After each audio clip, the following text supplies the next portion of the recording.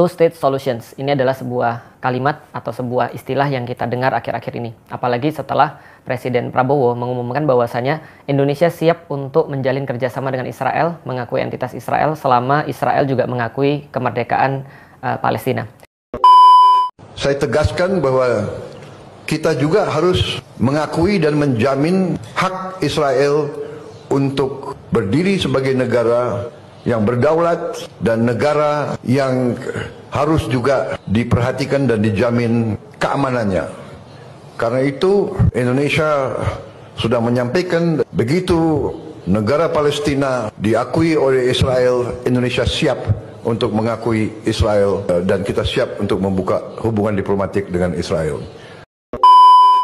Sebelum kita masuk kepada pembahasan ini teman-teman sekalian, kita juga perlu mengetahui yang disebut dengan istilah two-state solution atau solusi dua negara. Jadi gini teman-teman sekalian, two-state solutions ini adalah sebuah solusi atau sebuah usulan yang diberikan pertama kali oleh PBB, jadi dimasukkan dalam UN Partition Plan pada tahun 1947, di mana mereka mencoba untuk menyelesaikan permasalahan-permasalahan yang ada di tanah Palestina pada saat itu antara orang-orang Yahudi Zionis yang mereka menginginkan pembentukan negara Yahudi untuk mereka dengan orang-orang lokal yang sebelumnya sudah ada di sana selama ratusan tahun.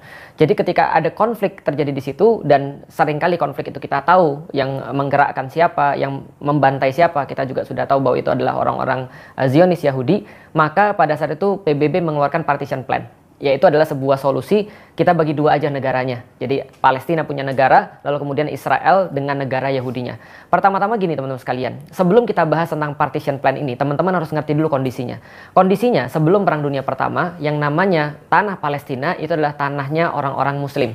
Yang orang-orang Muslim tinggal di sana berdampingan dengan orang-orang Yahudi yang mereka terima, dan juga orang-orang Kristen yang mereka juga sejak lama sudah ada di sana. Jadi native-nya orang-orang sana adalah orang-orang Muslim, orang-orang Yahudi, dan orang-orang Nasrani, Kristen.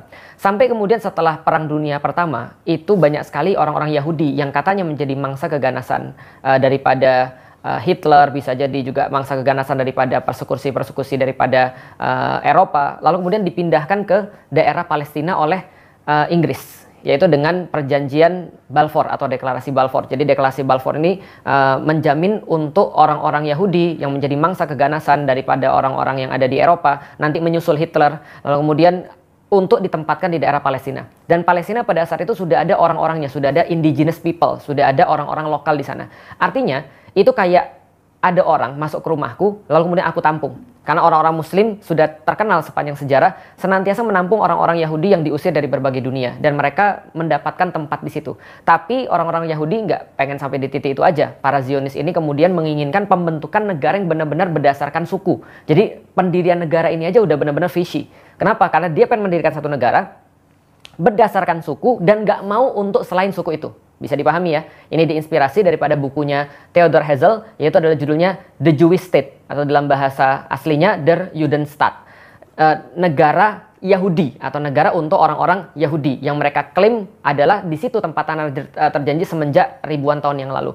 Tapi ya balik lagi, orang-orang sudah ada di situ, lalu kemudian pengen dibuat sebuah negara baru, wajar kalau ada konflik. Itu sama aja kayak aku punya rumah, tiba-tiba out of nowhere ada orang datang, lalu dia bilang, saya dari dulu mendiami tanah ini, nenek moyang saya sejak 4.000 tahun yang lalu atau 3.000 tahun yang lalu kemudian aku berhak atas tanah ini. Lalu kemudian dia tiba-tiba datang, karena dia kuat, dia bawa senjata, terjadi konflik. Lalu kemudian bukan konflik, lebih tepatnya kita dibunuhin orang sebenarnya. Nah maka itu awal mula konflik Palestina. Maka aneh banget ketika kita tahu bahwasanya awal mula konflik itu adalah kedatangan orang-orang Yahudi Zionis yang disponsori oleh orang-orang Inggris untuk jelas-jelas mereka membentuk the Jewish State atau negara Yahudi, lalu kemudian mereka datang sana, ini awal masalahnya, lalu kemudian awal masalah ini mau dijadiin sebagai solusi. Jadi solusinya adalah kasih wilayah kepada orang-orang Yahudi. Ini aneh banget, ini parah banget. Lalu kita lihat, setelah Inggris, lalu kemudian terbitlah Amerika. Setelah Perang Dunia Kedua, Amerika menang, lalu kemudian Amerika menggantikan Inggris, Liga Bangsa-Bangsa diganti menjadi Persekutuan Bangsa-Bangsa, lalu Persekutuan Bangsa-Bangsa ini lalu kemudian tadi menerbitkan Partition Plan, di mana Amerika merasa bahwa bangsa-bangsa menjadi korban daripada keganasan daripada orang-orang Eropa, ini harus memiliki satu homeland, satu tempat yang safe, yang aman. Tapi ini juga perlu kita pikirin teman-teman sekalian, coba bayangin ya. Coba kalau kita bayangin kita jadi Amerika. Kalau kita jadi Amerika, kita udah lihat nih ada orang-orang Yahudi bermasalah di Eropa, diusirin sama orang, kita nggak tahu juga sebabnya kenapa gitu kan ya. Mungkin sebabnya karena memang mereka waktu itu senyebelin itu menurut orang-orang yang ada di Eropa. Ketika mereka diusir dari sana, lalu kemudian dikasih tempat katanya yang aman untuk orang-orang Yahudi. Ditaruhnya di mana? Palestina. Berarti ada dua kemungkinan tuh. Kemungkinan pertama adalah Amerika jelas-jelas serius mengatakan itu aman. Artinya orang-orang Muslim dan orang-orang Arab dianggap aman bagi mereka. Itu kemungkinan pertama. Dan itu membantah sebuah teori bahwasanya ya, orang-orang Israel senantiasa bilang kami dibenci sama orang-orang, kami merasa bahwa orang-orang jahat sama kami. Lah karena Amerika merasa tempat itu aman bagi mereka. Itu kemungkinan pertama. Kemungkinan kedua adalah Amerika memang sengaja nyari masalah dengan menempatkan orang-orang Zionis Yahudi di tempat yang sudah ada penduduknya. Jadi bukan tanah kosong, di tanah yang sudah ada penduduknya, ngambilin rumah orang, ngambilin tanah orang, ngebunuhin orang. Itu adalah kemungkinan yang kedua. Dan itu juga akhirnya menyebabkan kita untuk yakin bahwasanya ini adalah sebuah sudah disetting sebenarnya. Dari awal memang Amerika yang mengendalikan PBB nggak pernah pengen tanah ini menjadi tanah yang aman bagi orang Yahudi atau menjadi tanah yang nyaman dan damai bagi manusia yang lain. Karena dari awal mereka sudah setting konflik. Dan bagaimana cara penyelesaiannya? Cara penyelesaiannya adalah bagi dua. Itu namanya two-state solution atau pembagian dua negara atau solusi dua negara. Jadi Palestina punya negara sendiri, Israel punya negara sendiri. Problemnya adalah bukan hanya itu. Problemnya adalah Israel ini adalah negara Yahudi yang didirikan pada tahun 1948 lalu kemudian disponsori oleh PBB, Amerika dan Inggris jauh sebelumnya kalau kita baca dengan sejarah. Dan mereka ini adalah negara penjajah. Kenapa? Karena mereka nyaplok daerah orang. Definisi penjajahan mana yang kita perlu untuk sampaikan? Dan kalau kita tanya orang mungkin mereka berkata ini kompleks matamu. Saya ingin menanggapi pernyataan Ustadz Felix Xiao yang menyebut bahwa Israel adalah penjajah, dan karena itu tidak pantas ada solusi dua negara atau two-state solution. Pernyataan seperti ini terdengar sangat populis, tetapi tidak sesuai dengan fakta sejarah, hukum internasional, dan realitas yang kompleks di Timur Tengah. Sejarah singkat, siapa yang lebih dulu di tanah itu? Tanah yang kita sebut Israel hari ini bukan tanah kosong, juga bukan milik Arab Palestina secara eksklusif. Bangsa Israel telah tinggal di tanah itu sejak zaman Abraham, sekitar 2000 tahun sebelum Masehi, dan mereka mendirikan kerajaan Israel dan Yehuda di sana selama berabad-abad. Yerusalem adalah ibu kota Daud, bukan ibu kota bangsa Arab. Sementara itu, bangsa Arab baru menguasai wilayah itu setelah penaklukan Islam abad ke-7 Masehi, yaitu sekitar 2600 tahun setelah Abraham masuk tanah Kanaan. Jadi, menyebut Israel sebagai penjajah adalah mengabaikan 3000 tahun sejarah Yahudi di tanah itu. Apakah Israel penjajah? Israel bukan hasil penjajahan seperti Belanda menjajah Indonesia. Israel berdiri pada tahun 1948 melalui resolusi PBB, resolusi 181, yang menyetujui pembentukan dua negara, satu negara Yahudi, satu negara Arab Palestina. Siapa yang menolak? Bukan Israel, tapi negara-negara Arab menolak dan memilih menyerang.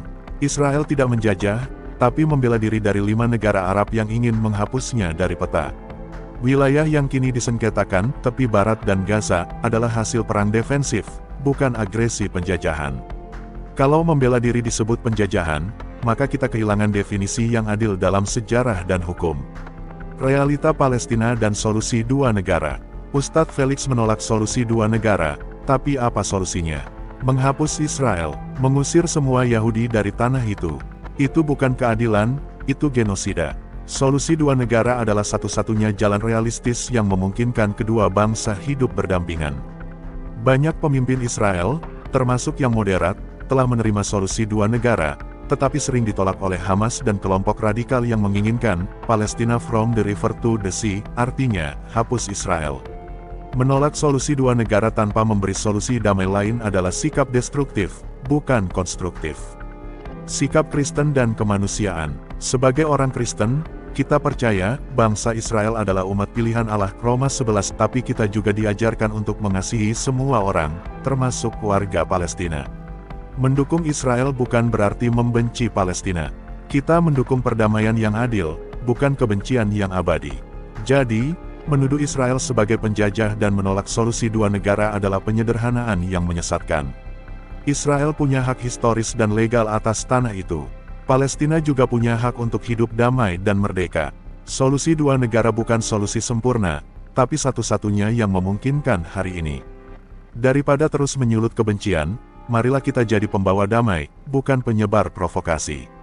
Semoga penjelasan ini membuka cara pandang kita semua. Salam murid Kristus.